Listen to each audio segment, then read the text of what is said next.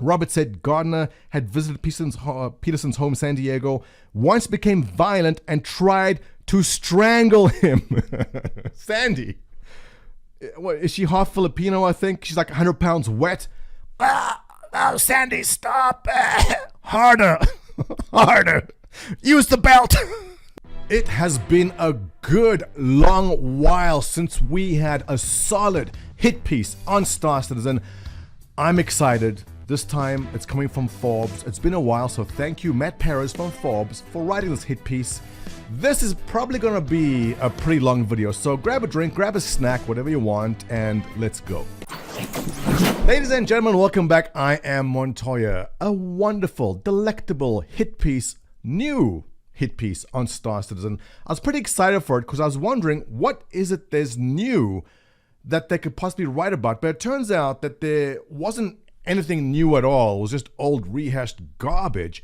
But there's something a lot more interesting in this piece. And before we get into it, let's first take a look at, well, first of all, coming from Forbes sites. Now, this isn't Forbes, the main site. This is, it's not really a blog, excuse me, it's not really a blog, but kind of a blog-ish type section of the site. And the author is Matt Perez. So let's take a look at Matt Perez first. Here we go. I guess I should switch to this frame. There we go. Okay, what I was doing is I was showing you the article. There you go. And now Matt Perez, here he is. Matt Perez, okay, he is Forbes staff, which is good. He's not a freelance writer. He actually gets paid a salary to write for Forbes, which is interesting because, all right, let's get to that. He writes about video games and esports. Writes for the game section of Forbes. He's been a freelancer for IGN, Polygon, Red Bull Esports, Killscreen, Playboy. I love the articles in Playboy. They're really, really good. And PC Gamer. He also has a YouTube gaming channel. He graduated with a BA in journalism from Rowan University. Having a degree in journalism must mean he knows what he is doing, right? Right? Anyway, let's break this down and take a closer look. Now, before we get into that, just last week, I watched a fascinating documentary on Netflix called Behind the Curve. Fascinating. The story is these are flat earthers, and the flat earthers have a conclusion. The conclusion is that the earth is flat, all right? And if you haven't watched it, really take a look at it. It's fascinating. They know for a fact the earth is flat, and now they want to prove it. They're going to go back and try find proof for their conclusion, where usually what you want to do is find proof and then reach a conclusion from it. They work backwards. They go, the earth is flat, let us go find proof of that. And the hilarious part of this documentary, well, it's not really hilarious, it's kind of sad because they firmly believe this. And one guy goes and spends $20,000 to buy a laser gyroscope. And he goes, well, if the earth is really rotating, then this gyroscope will show us 15 degrees of motion. And he turns on the gyroscope, and what happens? The gyroscope shows 15 degrees of motion. And the conclusion is, well, the readings from a gyroscope must be wrong then. And they're trying to figure out ways to prevent the gyroscope from giving them the reading, which is right. The earth is not flat, it is round, and it's rotating. But they refuse to accept the proof. At the end of the show, which is the best part, okay, kind of a spoiler here. If you want to watch it, just mute me for the next 10 seconds. At the end of the show, they run an experiment, and the experiment is to shine a beam of light across a long distance. And the theory is if the earth is flat, then light will simply go through this hole and come out that hole, it is flat. But what happens is, well, you can guess what happens. They shine the light, and it doesn't go where it's supposed to go, ergo, the earth is a sphere. And yet they see the proof of this and they still go, well, something went wrong in the experiment, it can't be. So it's a classic example of having the final conclusion and then trying to figure out, well, what can I do to make this fit? And the reason I bring this up is because what Matt does here, what Matt Perez does here, and this is a surprising part because he says he's a journalist, is that he has a conclusion, all right? Matt Perez has a conclusion that Star Citizen is a scam. Not only is Star Citizen a scam, but Chris Roberts is embezzling money. Sandy Roberts is crazy, and she's taking money too. And Aaron Roberts also probably taking money. Everyone's embezzling money from Star Citizen. That is the conclusion. So come with me on this fascinating journey as Matt Perez, who has the conclusion that Star Citizen is a scam, goes back and tries to find proof to squeeze things in to his conclusion. Rather than actually take the proof and see where we are right now, he's going to go back and take all the bad things he can find and then say, aha, scam. All right, here we go. Beginning at the very top of it now, this is a pretty long article. Also, Nathan Vardy, before we move on, Nathan Vardy, who is the senior editor on this, and he's a money guy. I'm going to get back to Nathan Vardy towards the end of this article, because as a money guy, it's surprising to me that Nathan did not go to Matt and say, hey, Matt, you kind of missed out on some important things here. I'm not sure I would have liked my name associated with this article. So Nathan Vardy, if you watch this, shame on you also, but here we go.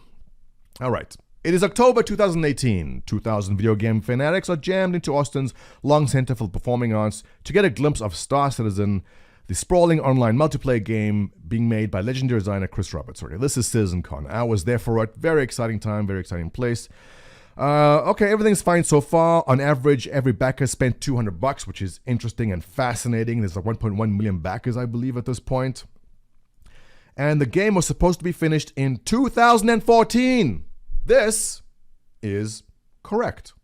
So far, so good. Now, the game was initially meant to be finished in 2014. He's absolutely right.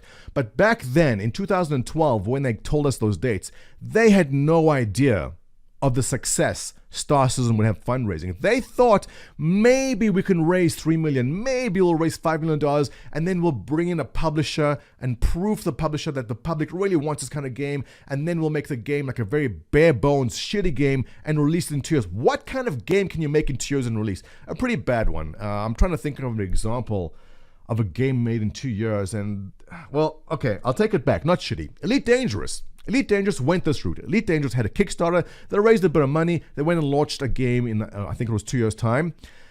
Elite Dangerous was bare bones. The game was, as everyone said, a mile wide and an inch deep. And I feel bad because I made so many people buy Elite Dangerous and get into it. And they got into the game early and they said, what the F is this? There's nothing to do. This game has 400 billion star systems with nothing to do. And they left the game, never came back.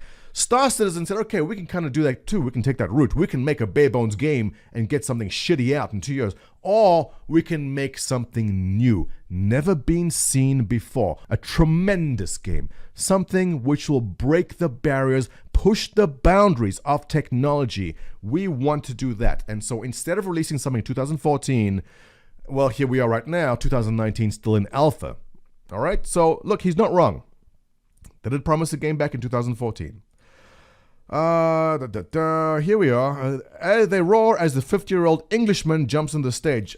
Chris Roberts was born in California. Does Chris Roberts refer to himself as an Englishman? I'm not sure I've ever heard of him do that. Now, he did go to school and he was raised in England, so maybe, but he is technically an American and an American citizen, but really not a big deal. Let's move on. I'm not going to address every single issue.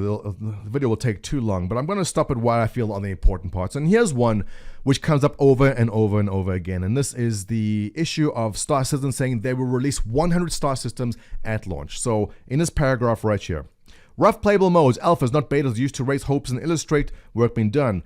Roberts has enticed gamers with a steady stream of hype, including promising a vast and playable universe with 100 star systems. Absolutely correct. They did say 100 star systems. So why are we nowhere close to it right now? How is it that where are we now? 7 years in? And we're still working on the first one. What happened? Is this proof that this is a scam? Well, you can take it at face value and say they said 100, they don't have one, scam. Or if you are a journalist worth their salt, you investigate a little bit deeper. Matt Perez, your professors at what that university was, are just feeling terrible. Shame on you for not investigating further, because why would there not be 100 systems when they said 100 systems? What is the possible reason for it? Well, let me explain, and I'll do the hard work for you here, Matt Perez, because you never bothered, which is shocking to me as a journalist. Let me see. Stretch goals. Here we go. Can you see this on my screen? Yes. All right. Okay. First of all, 225 million funding. I'll need that number for later. But let's scroll down to the stretch goals, and I believe it was the 6 million. Was it? Tell me if I'm right or wrong. I am correct. When we hit $6 million in funding in Star Citizen, the stretch goal was we will launch with 100 star systems. It has taken until 2019 to almost get one complete. Why is that? Why this happened was the vision of what they said Star Citizen would be in 2012 and 2013 is nowhere close to what we have right now. The vision early on in 2013, I'm going to show you a clip from the Terra landing zone. What was supposed to happen is that you come out of warp next to a planet and everything from that point is on rails. Your ship goes like this, it flies down, you see an external view, there's clouds, which are a loading screen, you go through the clouds cover, and your ship gets taken down to a landing zone where your ship lands all on rails. Then you get to the landing zone, you can walk around and do your stuff. That was the original vision. So how hard is it to implement that? Not very hard, but what changed was Star Citizen, to their surprise, and to the surprise of everyone in the gaming industry, realized, hey, they're raising 6 million. And now they're raising 9 million, and it's 10, and 12, and 14, and 16, and 20. Holy crap, and it keeps going, keeps going, keeps going. The funding doesn't stop. Holy crap, where did it stop? Okay, they stopped the funding over there at 65, but they kept on selling concept ships, obviously. And what CIG realized was people really, really want this game, and they don't want just another Space Sim. They want something that will completely push the boundaries and set the standards of what AAA gaming is going to be in the next decade. This is what happened. So instead of going down on rails, I said, here's the story. What we're going to do is we are going to create procedural generated technology. This procedural technology will be able to generate planets, moons, star systems. It's going to take a lot of time and a lot of money. But what you will have is something which has never been seen before. This isn't a reskin of FIFA. It's not another Battlefront. It's not another Call of Duty. This is something new, never been seen before. And I sat down in the meeting and I said, you know what? Yeah, let's do that. Let's do that. Instead of the 100 star systems, let's put all our focus into making that instead. And that is the reason, that's a big reason why we still don't have the game today, because they took that risk and decided they want to make something which has never been seen before. So instead of 100 star systems, we're still working on our very first system. And to be fair, Matt Perez here is 100% correct in saying they said 100 star systems, but he never bothered looking into the reason why we don't have that. Our one single star system, right? Never mind the star system, the one single planet, ArcCorp on its own. ArcCorp on its own, one planet in Star Citizen right now, has more polygons, has more detail, has more beauty, has more area in it than any other game out right now in the market. No single game comes close to what one planet in an alpha in Star Citizen has at this very moment in time. But you know what? Matt Perez, maybe he knows this. I'm kind of thinking he's a bit of a dumbass. Maybe he doesn't. But if he bothered to investigate, he would know that. But he's never bothered to investigate. You see, what Matt Perez wants to do in this article here is not investigate. He doesn't want to do any kind of investigative journalism. He simply wants to smear Chris Roberts. He wants to smear Sandy and say anyone who backs this must be a moron, because look at the people running that. And let's keep on going as he keeps on trying to prove that. So let's go. Okay, right at the second paragraph here. This is not a fraud. Thank goodness, because I was really feeling it was going to be a fraud. You know, Roberts is really working on a game. He really is. But it is incompetence and mismanagement on a galactic scale. There is incompetence and mismanagement on a galactic scale. Now see, his journalism degree is really shining through here, because he used kind of a pun. It's on a galactic scale, you know, Star Citizen, Galaxy. Yeah, you get, yeah, good stuff. Well done. This might be shocking, but I agree. I agree with you, Matt Perez. And let me just read the quote here. There is incompetence and mismanagement on a galactic scale. I will make one correction here. There was incompetence and mismanagement on a galactic scale. Now, backers, hear me out before you start freaking out. In 2016, when I went to CitizenCon in LA, I and everyone I was with was fully expecting to see something from Squadron 42. Squadron 42 was supposed to be done, the single part of the single player game of Star Citizen. We were all expected to see something of it. What were we shown? Nothing. I have no doubt that between 2012 and 2016, towards the maybe early 2017, there was a gross amount of mismanagement and incompetence, and I have no problem saying that. And the reason I have no problem saying that is because we were there, we saw it, and go, why is it not there? Now, listen, I have no problem admitting that, but I will also continue on to say that towards 2017 and definitely towards the end of 2017, that all changed. 2017 to 2018 and definitely in 2019, the wheels are in motion now, moving faster than ever. The roadmap is being hit, the goals are being hit and met. Everything is running amazingly well. I don't think you'll find a single Star Citizen backer that can say everything was running great from the beginning. It wasn't. It was a mess. In the beginning, there were 10 or 12 employees. Money kept coming in. They're outsourcing material here, outsourcing material there. This studio didn't do things right. That studio didn't do things right. Things were messing up all the time. If you took today's CI, that's CIG, if you took today's company with 537 employees, if you took that company today, took it back in time to 2012 and said, go, make this game, we would be well into the game at this point. They are very efficient. They are hitting the goals. They're doing amazing work. The problem was the company which exists today did not exist in 2013. It didn't exist in 2013, 14, or even 15. I will 100% with confidence say the company we have today really only got its legs in mid-2017. So in that sense, the mismanagement, yeah, look, I would agree. You got to give it to the critics and to Matt Perez here. There was definitely incompetence and mismanagement. It wasn't intentional. It was all growing pains, but we got where we needed to be. He goes on to say, the heedless waste is fueled by easy money race through crowdfunding. Oh, you know what? Yeah. How many games have tried to replicate the success that Star Citizen has had through Kickstarter? Well, they've tried, but none have come close to managing to do what Star Citizen has done. So when he says it's easy money, it has not been easy for anyone.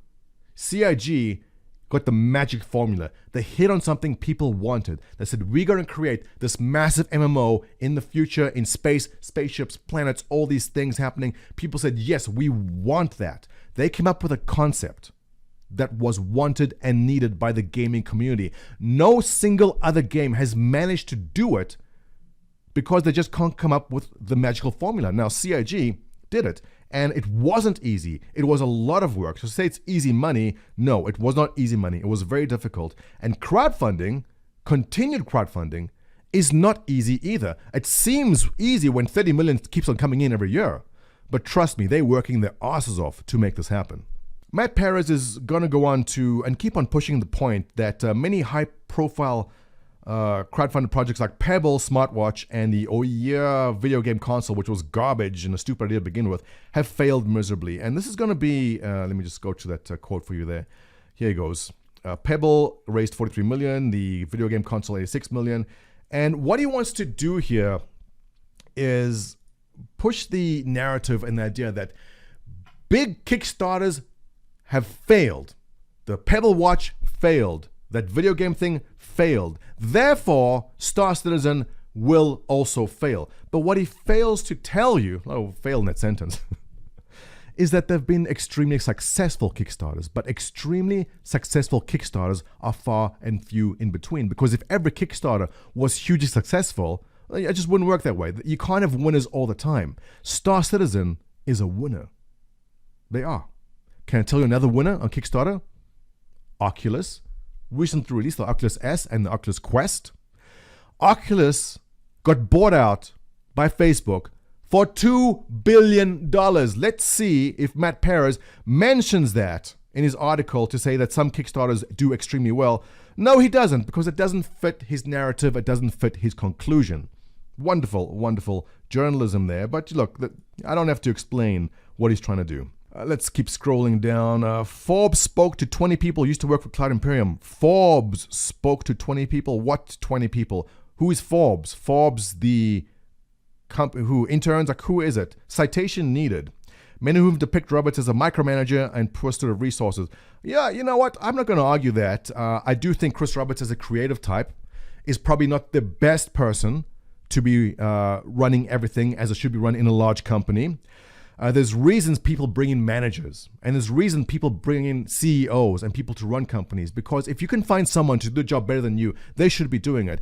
And it's well known that Chris Roberts micromanages everything. He wants his fingerprint on everything that happens.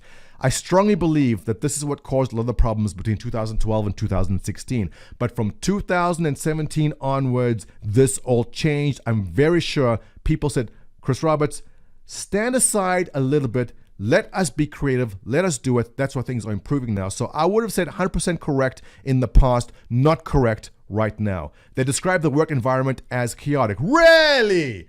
Really? A gaming development company is chaotic? Wow. I wouldn't have known that. I mean, if you go speak to, say, CD Projekt Red or Rockstar and ask them, hey, is it chaotic working in here? No, it's like a spa working here at CD Projekt Red. I mean, you come in, you get your toes done. Yeah, it's just like a holiday. No one said that.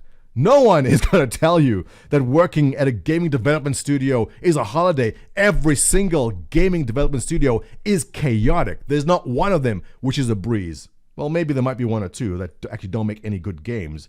But that's par for the course. No game dev is going to tell you that it is not chaotic where they work. And here we go on to something about Mark Day. Now, Mark Day is a name we have not heard in a very long time, and I miss Mark Day. He did some wonderful, wonderful work. If the name is familiar to you, I'm going to show you a clip in a second which will jog your memory. Let's keep reading this piece right here. As the money rolled in, what I consider to be some of Robert's old habits popped up, not being super focused. Fair enough, says Mark Day, producer of Wing Commander 4, who runs a company that was contracted to do work for Star Citizen in 2013 and 14. That company was Void Alpha. Now, why is Mark Day giving this quote, and why is Mark Day being a bit of a dick about it? We'll dig into that. As it got out of hand, in my opinion, the promise to be made. We call it feature creep, call it whatever it is. Now we can do this, now we can do that. I was shocked.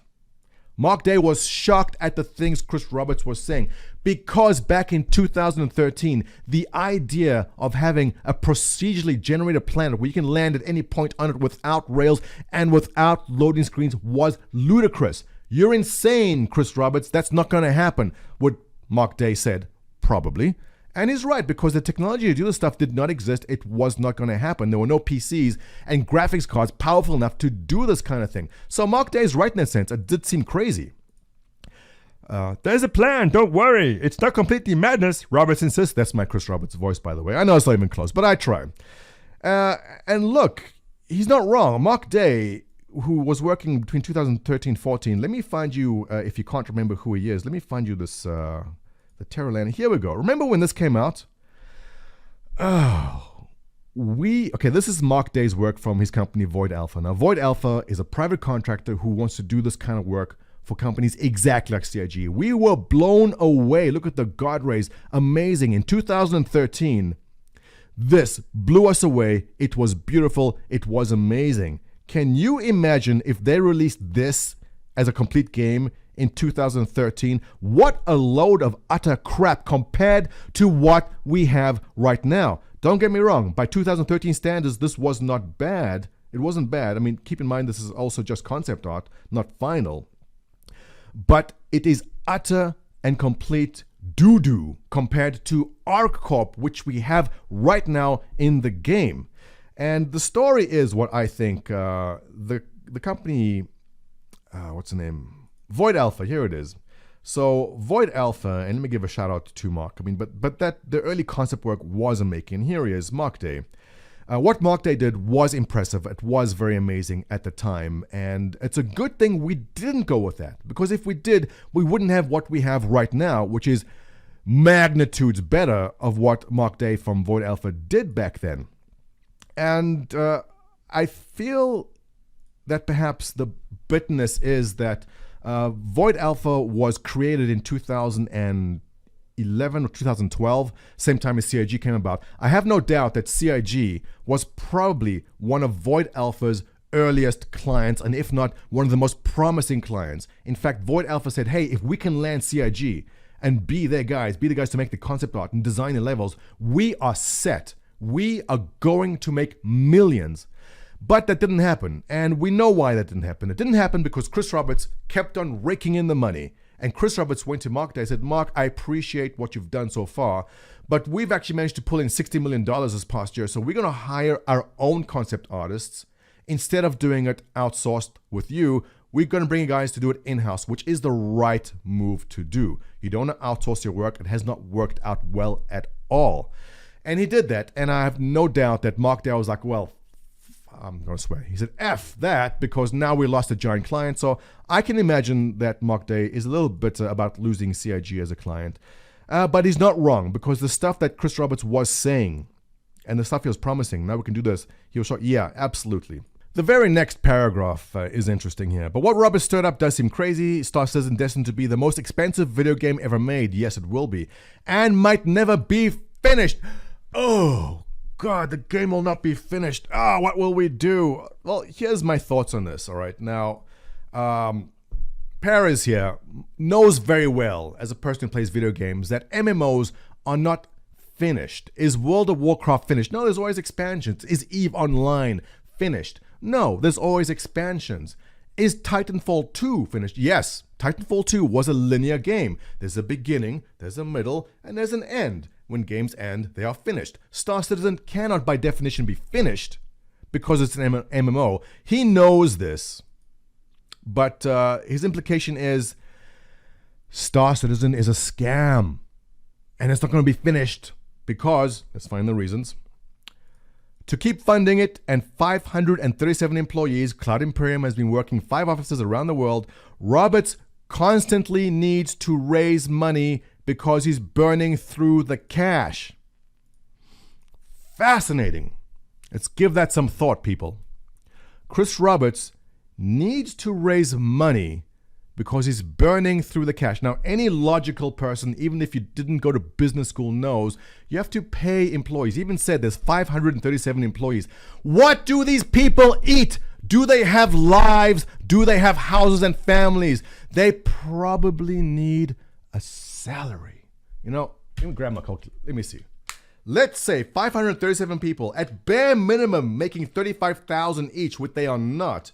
You would need $19 million a year before overheads, before anything. So, it's a strange sentence. It's a very strange sentence that he says that Chris Roberts needs to raise money because he's burning through cash. Companies who develop things and make things burn through cash all the time. And this is where we have to go back to our friend Nathan Vardy, who's the money guy. Nathan, you're supposed to be the money guy. Didn't you see this? Didn't you say, well, hang on, Mr. Perez, here in your article, you said the company's burning through money, but you also mentioned that they have 537 employees. So don't you think that's kind of contradictory? Because obviously they're paying salaries. Nathan, why didn't you mention that to him? Because you are the money guy. I doubt Nathan did anything on this article. Maybe spell check it, because there's no actual good financial sense in anywhere in this. And here we get more to the meat of it, that Matt Perez, and remember in the beginning I said Matt Perez wants to prove to you Chris Roberts crazy, Sandy crazier, both embezzling money, nepotism going crazy at this company. He's going to prove it to you. And he says it right here. Up to a point, Roberts has been transparent where the money is going. He's released years worth of financial statements, but he won't say how much he or other top Imperium execs have made from a project. His wife and his brother work at senior positions. Nepotism gone wild. How many millions is Chris Roberts taking from Star Citizen? Chris Roberts and Sandy and his brother are stealing money. That's why the game is not finished yet. Wonderful conclusion. But look, let's be honest. We can't prove that this is right, but we can't prove that it's wrong either because we don't have that number. Keep in mind that Chris Roberts was independently wealthy before he began Star Citizen. Chris Roberts had money already. And I've said many times that they don't really take much money out. This is a passion project. They don't need to be pulling out massive salaries. But let's be fair. In America, we have this wonderful system that we call capitalism. And when you do something right, when you create something big, some kind of business that brings in money, you usually reward yourself with some kind of salary or incentives to keep going. I don't know what Chris Roberts makes. I don't know what Sandy makes. Let's say between the two of them, do they take home $750,000? Do they take home $1 million? Does the other Roberts brother take home £500,000? We don't know the number. But if they did, would that be the end of the world? Would that be the breaking point for you? That the guy who did start the whole project from the beginning is taking home a salary. And according to Matt Perez has a big problem there because he says, yeah, there's a massive problem because the reason Star Citizen hasn't been made is because Chris Roberts is stealing money from it. Absolute nonsense. Again, Chris Roberts had money to begin with. And even if he is taking some salary, you know what? He deserves it because he's created this from nothing. He deserves it. So says me, and so says capitalism. Now, this part here was interesting. There's no two ways about it, man. Star Citizen is nuts, says Jesse Shell. Who the hell's Jesse Shell? It says he's a prominent game developer and professor at Carnegie Mellon University. All right. Hats off to you, Jesse Shell, because if you're a game developer and you're a professor, I fully respect the fact that you are teaching people the skills and passing on the skills and talents you have to a younger generation. Mad respect, and I can respect that. But who is Jesse Shell? We're going to take a look at his site in 1 second here. The thing is unusual in about 5 dimensions. It is rare to be doing game development for 7 years. That's not how it works. It's not normal at all. I'm not a game developer, but it is strange to do game development for 7 years. It's not natural. It's just not normal. Let's see. What game recently came out there? Oh, Red Dead Redemption 2. How long did that game take? How long? Let's put the answer over there. CD Projekt Red Cyberpunk 2077, which is probably the most exciting game that I'm waiting for besides Squadron 42. I'm dying to get it. Announced in 2012.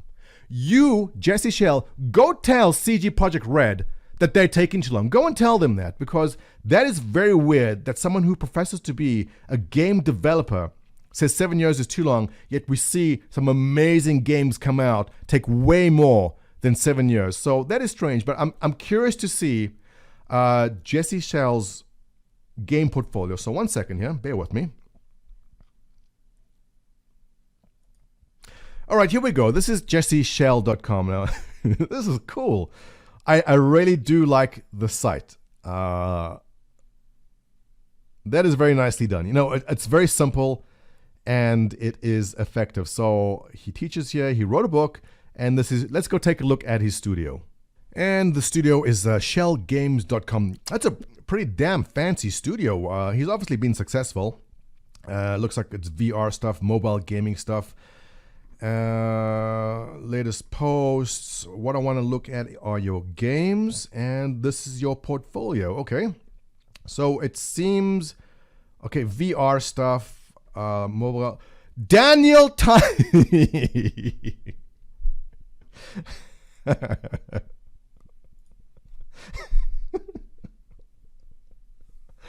I'm not laughing why you think I'm laughing. I'm laughing because I actually downloaded this. I've used this with my kids. I know this so well. Stop and Go Party. I use it with my kids. All right. Jesse Shell. Hats off. I'm one of your customers, and I do love this. But let's be honest here. Is Daniel Tiger's Stop and Go Potty Adventures or Peg the Cat or anything you've made here anywhere close to what Star Citizen is doing? How long did it take to make Peg the Cat mobile game? It must have taken 36 hours, maybe a week or two. I mean, let's be okay, 3 months maybe. I'm not saying Jesse Shell doesn't know what he's doing, but to be critical of Star Citizen when this is your experience, why not speak to someone from Rockstar? Why not speak to someone from CD Projekt Red? Why not speak to someone from BioWare? Why not speak to someone who actually well, BioWare is a terrible example. Why not speak to someone who actually makes AAA games and say, guys, do you think 7 years is a long time? You would get a very, very different answer. Jesse Shell here, while I totally respect what you've done, what your quote here is totally unfair. And I invite you, Jesse Shell, if you are close to any of the studios where CIG works, go to the studio, go take a tour, go look at what they've done, take a look at the technology they've created, and then tell me if it's unusual in 5 dimensions. This article is so long. Are we getting near the end yet? No, we're not even there. All right, bear with me. Thank you very much for sticking with me so far. I think we're getting to some interesting pieces next, so stand by for this one. So far, there's been nothing new in this article. It's all old, rehashed garbage from the old days and poor, shoddy journalism. But here is the juicy stuff. I have never read about this. I've never seen it anywhere. So, citation needed. Is this information public? I want to know where Matt Perez got this from because I have not seen this mentioned anywhere. Is it true? Is it false? Is it made up? Very possible. I'm going to go with the lines that this is all bullshit until I see actual proof. And if I see actual proof, then yeah, holy crap. But look, read what happens here. On a summer Saturday in 2007, a trespasser slipped by a security gate and entered Chris Roberts' LA home. I think that Matt Perez should probably write some novels, mystery novels, something of the sort. He goes on. Inside, Madison Peterson's, Robert's former common-law wife, I had no idea, with whom he had a long on-off relationship, was startled and feared her young daughter could be harmed or kidnapped. Okay, if this is real, then yeah, this is pretty scary stuff. Let's see, who is coming to kidnap her kid? Peterson later identified the trespasser as Sandy Gardner. What? If true, holy crap. But if made up, holy crap, still funny. I'm assuming it's made up. Funny as hell. Who is now Robert's wife for the second time and a co-founder. All right, so here we get into Matt Perez's part of saying, people running this company are crazy. Let me show you how. And he's drawing I don't know where he's getting this from or if it's real or not. We have no idea. But let's give him the benefit of the doubt and see what the story is. Chris Roberts reports to the police. He goes, there's this crazy bitch stalking me. A California judge issued a temporary restraining order and required God to stay 100 years away from Peterson. Is this public? Can we see this? I'd love to see this. Who claimed to be temporary restraining order. Gardner had been stalking and threatening both her and her daughter for 3 years. All right. If this is true, holy shit. Sandy Gardner, on the hot crazy scale, is right up there. You know the hot crazy scale, right? You have to be at least this hot to be this crazy. If true, holy shit. But yet, does it change what's happened so far in the company? According to Matt Perez, he's trying to say this is a smear. I'm going to smear away at this and prove to you how crazy the people at the top. And if you still back this project, it means you're crazy too. Let's continue this fascinating tangent on the story. Miss Gardner has an unnatural and irrational fascination with me and my daughter. She goes on, I constantly and continue to look to make sure my daughter are not watched. Okay, very weird. Now, I don't want to make fun of the situation because if this is true, yeah, no one wants to be stalked and harassed like this. But if this is made up, weird. It goes on to say there was a court-filed declaration. Robert said Gardner had visited Peterson's home in San Diego, once became violent and tried to strangle him. Sandy. What, is she half Filipino, I think? She's like 100 pounds wet. Oh, Sandy, stop. Harder. Harder. Use the belt. I can't see Chris Roberts panicking of it being choked by Sandy. Also, kinky, if it's not true, but if it's true and this is serious, then yeah, maybe it is. He goes on to say, I believe that if she had a gun, she would have killed me, Roberts said in a declaration. Citation needed, please. I'd love to see where this says in public record. I really, really want to read it. I believe Ms. Gardner is not emotionally stable after 3 months. Restraining order was dissolved. So weird. This whole thing was very, very weird. Essentially, if it's true, it's a crazy girlfriend thing, the crazy ex-girlfriend story. But if she was crazy and he wanted to stay away from her, then why did he marry her, separate, marry again, and have 2 kids? He must be crazy too. This is like the weirdest part of the entire article. I don't understand where this comes from. I've never seen it before. I'd love to see the actual proof of this. If it is true, holy shit. And if it's fake, wonderful, wonderful story. I love the choking part. It was really, really good. I always knew Sandy had a bit of kink in her. Bless her soul. And I just want to show you another thing. As you scroll down the article, you start seeing, he shows you all these previous Kickstarters which failed. This Elio Motors, I have no idea what that is. The Pebble watch, some printer. Oh, the cooler. I remember this one. Did it fail? That's too bad. It was an interesting concept. So essentially, look what he's doing here. He's saying all these Kickstarters are failing, therefore Star Citizen must fail too. But let's continue. Here was an interesting paragraph that I was not familiar with, and I recognize the name. Let me read it to you first. I'm on the right screen, yeah. It may seem silly, but there's real victims. They're talking about getting refunds and how Star Citizen no longer allows refunds. Before we dive in there, it used to be, back in the old days, that if you put money in, you could ask for a refund anytime. I know people that pulled refunds out for any reason. They want to buy new shoes, some guy wanted a new video card. They would sell ships. They'd ask for refunds on ships they put money in. What people were doing is they were using CIG as a bank account. They would put in $1,000 in 2013. And in 2015, they go, well, I like to buy more RAM, so I'm just going to get a refund on my account. And CIG says, hang on, we can't operate like this. We can't work as a business if people use us as a bank account.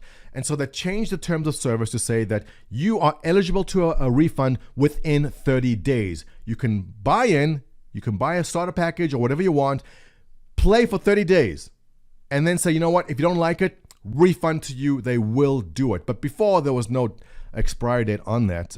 So he goes on to say this guy named Ken Lord is a 39-year-old data scientist from Denver who suffers from worsening multiple sclerosis, and he wanted a refund for $4,500. He sued, took to court, and his lawsuit failed.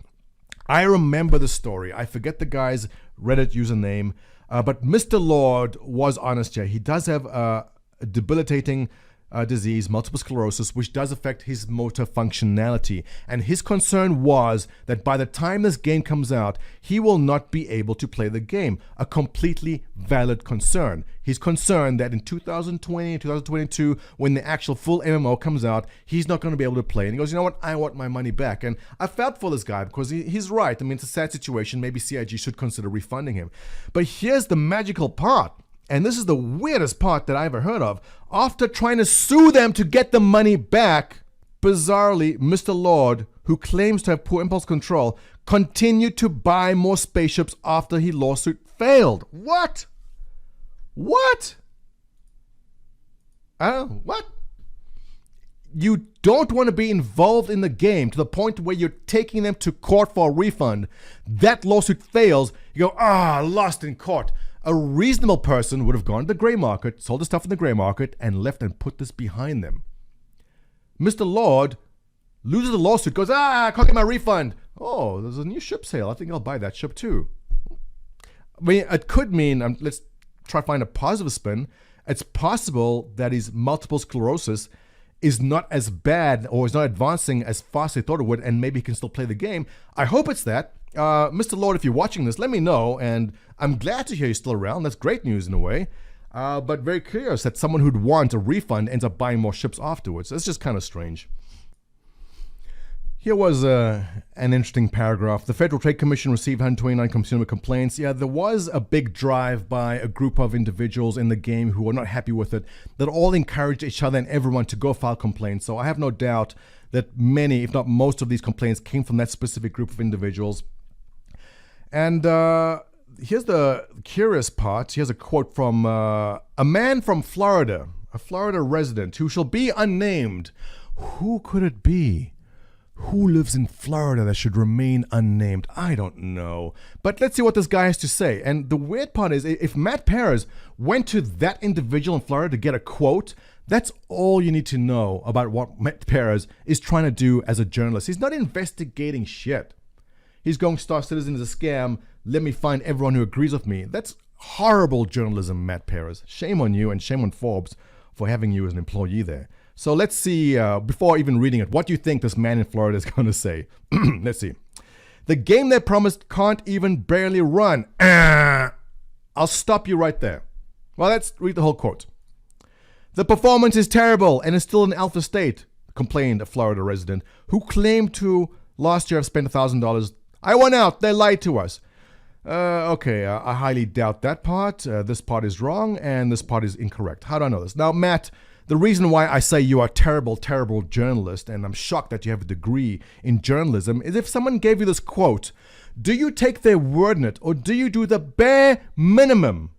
The bare minimum, and check for yourself how the game runs. There was Free Fly Week when you wrote this article, Matt Perez. You could have easily logged in and checked the game out on your own PC and seen, is this true or not? Or if you didn't want to bother playing the game even, what you could have done is gone right here to development and to telemetry. And this gives us the frame rates of what people are getting in the game. Now, on my laptop right here, what I'm using is got a 1070, 144 hertz screen. This thing's a monster. So smooth. Star Citizen runs like butter. Amazing. My old main gaming rig, which I haven't upgraded yet, I'm waiting, it's got a 970 in it. I'm getting a solid 40 to 50 frames in the most busiest of areas. And don't take my word for it, it's right over here. So if the guy complaining to you goes, oh, I'm getting terrible frame rates, the odds are he's running a 950 mobile chip and getting 19 frames per second. Or he's on his phone, goes, oh, I'm playing Star Citizen on my phone and it's not working, the game runs like crap. Purely subjective, all depending on what system you have. There are some people up here getting 74 frames on average. There are some people down here getting 19 frames. If you talk to this person, they'll say Star Citizen is amazing. It runs amazingly well. And if you talk to this person, they'll say the opposite. So let me ask you, Matt Perez, were you fair in printing that? The answer is no, you're a schmuck. Okay, we finally reached the end. Oh, this has been a long video. Thank you so much for sticking around till the end, guys.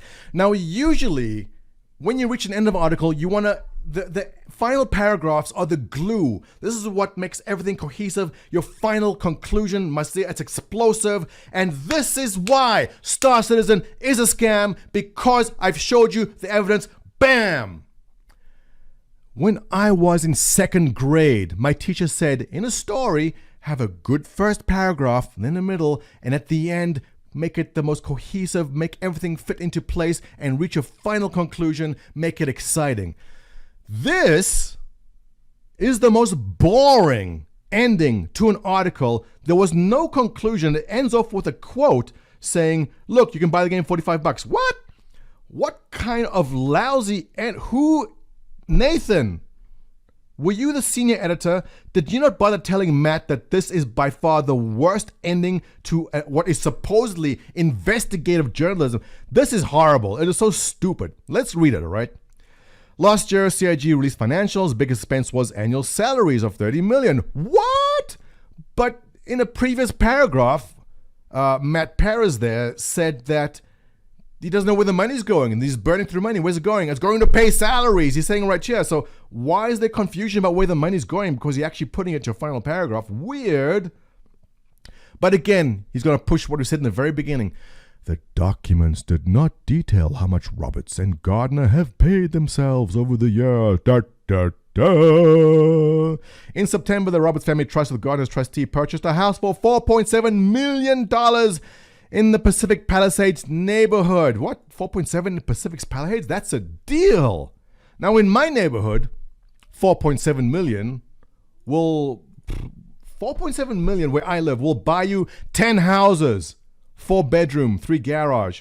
So it might seem that this is a lot of money, and it is a lot of money. But what you should also consider is that Chris Roberts was wealthy before this. And before they bought this house, they were renting a house for $16,000 a month. It's way better to buy a house. So congratulations, Chris and Sandy, on your nice new house. Now, did some of our backer money end up paying for this? Let's be honest here. Absolutely. I think some of the money I gave towards trips went towards a salary. They went towards buying a coffee table. They went towards buying an espresso machine in his kitchen. I think so. Am I mad about that? No. Capitalism rewards those who do these kind of things. And the angle he's going for is like, look how they've embezzled the money. They're embezzling all the money from everywhere and buying fancy houses. Aren't you concerned yet? Honestly, no. Listen, Chris Roberts had money before, and 4.7 in this neighborhood is decent, and it's a lovely home. I hope they enjoy it. Let's see how it finishes off here. And again, such a stupid ending paragraph. I know everyone thinks we just have 200 million in the bank and we dive off into it like Scrooge McDuck or something. This is Chris Roberts. He says, and points out that many players view Star Citizen as a hobby spend money like golf. All I know is when people come to me, I say, look, you don't need to spend anything more than $45. No, what he's saying is right. But as a closing argument, this is the weirdest closing paragraph of an article. Look, you don't need to spend anything more in this game than $45. The end. My second grade teacher, I don't even know if she's dead. If she's dead, she's rolling over in the grave. Matt, you got a degree in this shit? Is that how you end a story? With a quote saying $45 is all you need? The end. So lame. A proper ending would be, this is why Star Citizen isn't finished, because Sandy's embezzled the money. Chris likes to be choked.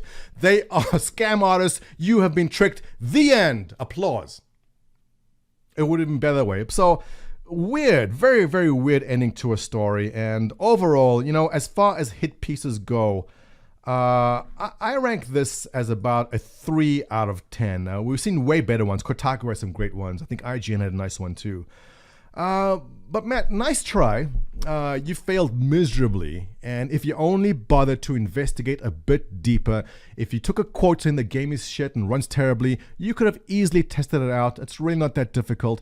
But to a more serious point, and what Matt's also saying is that money's being embezzled and that's why the game's not finished. Listen, continual funding of the game is always a concern. And that's something he never brought up. He never brought up the fact that this game keeps on bringing money consistently every single year. I have been concerned since 2013, since the beginning, saying, hell, I don't know if Star Citizen can continue development because I don't know if they'll bring in this kind of money next year. I said that in 2013. I said it again in 2014. Continued funding is an ongoing event. I said in 2015, continued funding is an ongoing concern. I said in 2016, continued funding is an ongoing concern. I said in 2017, continued funding is an ongoing concern. And if you look at the chart, this is the funding chart. It has been consistent. They've kept on year after year after year bringing in funding, and the game right now is progressing stronger than ever. And this article, in attempting to smear Chris Roberts, to point out that Sandy is a crazy bitch and just say Star Citizen's a scam, Matt, you're about 3-4 years too late. Because if this came out in 2015, if this was a 2015 article, I'd go, he's got something. In 2019, you just look like a fool. And shame on you, and shame on Forbes for hiring you and keeping you on as a writer. Ladies and gentlemen, let's wrap this up. It's been a long video. Thank you, as always. Thank you to my Patreon backers. I appreciate your continued support. If you like this content, thumbs up. Your comments below, always appreciated. I will see you in the next one.